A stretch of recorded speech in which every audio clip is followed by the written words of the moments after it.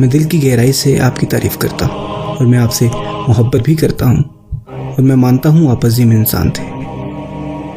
आपने इस दुनिया को बेहतर जगह बना दिया, अपने वक्त के लोगों को इंस्पायर किया, मगर वो आपका वक्त था। मेरा वक्त आपके वक्त से मुख्तलिफ है। मेरी मुश्किलात, मेरी ज़रूरियात, मेरा सब कुछ आपसे मुख्तलिफ है।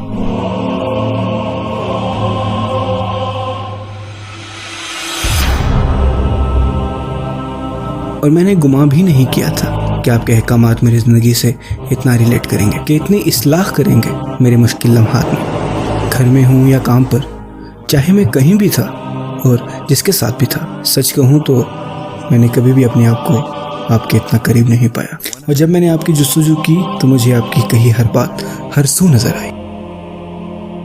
रसूल अल्लाह, आपने सिर्फ मुझे ही नहीं पूरी दुनिया को इंस्पायर किया।